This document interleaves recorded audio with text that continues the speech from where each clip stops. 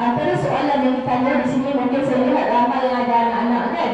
Ya, soalannya berkisar tentang apakah cara yang terbaik untuk membesarkan anak-anak supaya menjadi umat Islam yang berjaya di dunia dan di akhirat. Di sini juga soalan yang lebih kurang sama, bagaimana untuk mendidik anak setelah lalai dalam kewajipan. Maksudnya anak itu lalai dalam kewajipan. InsyaAllah saya silakan. Alhamdulillah.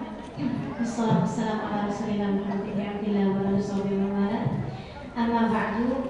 Masalah mendidik anak, kalau saya boleh simpulkan ada dua hal dalam masalah mendidik anak. Yang pertama adalah memasukkan keimanan dalam diri anak-anak kita, dan yang keduanya adalah dengan penuh kasih sayang.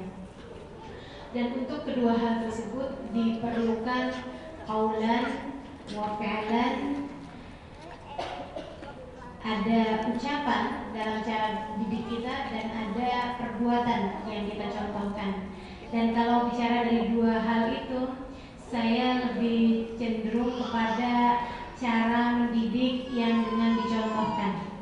Ada pepatah Arab yang mengatakan lisanul hal afsah min lisanil maqal. Lidah perbuatan itu lebih tajam dibandingkan dengan lidah ucapan. Jadi jauh lebih baik kita contohkan bagaimana agar tidak bohong dibandingkan dengan kita terus-terusan berkata kepada anak kita jangan bohong, jangan bohong, jangan bohong, tapi kita sendiri bohongin dia. Gitu. Jadi untuk saya bahasakan dengan bahasa yang mudah bahwa anak itu seperti bayangan.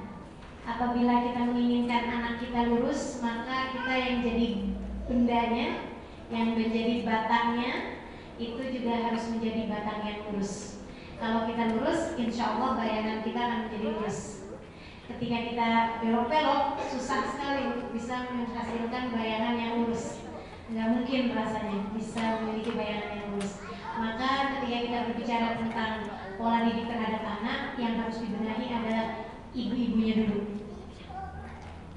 Silahkan benahi dirimu. Ingin menjadi anak, ingin memiliki anak yang seperti apa? Cobalah memulai dari diri sendiri.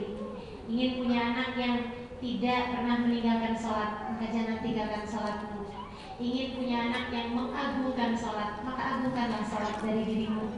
Ingin melahirkan anak yang mencintai Al-Quran, maka cintailah Al-Quran. Ingin memiliki anak ahli fikih, ahli tafsir, maka jadilah orang yang seperti itu. Setidaknya memberikan motivasi kepada dia bahwa hal ini adalah sesuatu yang kita sukai. Saudariku sekalian yang saya muliakan, saya punya ayah adalah seorang pedagang, bukan seorang ulama, bukan seorang pengajar. Dan juga beliau sendiri juga dari ucapannya tidak menyiratkan ingin punya anak yang menjadi seorang ustazah, ingin punya anak yang menjadi seorang mulia, misalnya, tidak pernah menyampaikannya seperti itu. Malah kalau dari ucapannya dia selalu bilang, abah kepengen salah satu anak abah jadi dokter. Dan beliau secara khusus mengatakan kepada saya dari sejak saya kecil, abah kepengen kamu Halimah jadi dokter. Tapi ucapannya itu tidak sesuai dengan perbuatannya, karena perbuatannya beliau adalah orang yang ahli Al-Quran, dan beliau akan selalu membacakan Al-Quran di depan saya, dan juga akan, kalau saya khatam Al-Quran, beliau akan menghadiahkan saya sesuatu, dan kemudian selalu bertanya, kira-kiranya tafsirnya Al-Quran ini apa ya? Ayat ini sepertinya indah, bagaimana menurutmu Halimah? Dari sejak saya kecil, sehingga melahirkan satu pemikiran dalam pikiran saya bahwa kalau saya bisa memahami Al-Quran, itu akan bisa membahagiakan hati ayah saya. Makanya kemudian saya menjadi seorang yang memutuskan untuk mempelajari agama dengan baik, bukan kata ucapan ayah saya, tapi karena perbuatannya yang menunjukkan betapa sangat minatnya beliau terhadap Al-Quran. Maka para ibu, para orang tua, saya sekali lagi menghimbau agar membangkitkan minat anak-anakmu pada kebaikan dengan cara mencontohkan kebaikan tersebut dalam diri anak-anak kalian.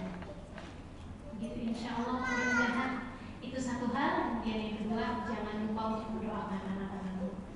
Doa itu punya pengaruh penting dalam diri mereka, dan tentu saja doa itu bukan urusan instan. berdoa sekarang, kemudian kita lihat ijabahnya besok hari. Kita doakan terus sepanjang hari, sepanjang waktu, apalagi sudah anaknya berbuat kelalaian, yaitu harus lebih banyak lagi doa-doa kita untuk mereka sehingga bisa membawa mereka kepada jalan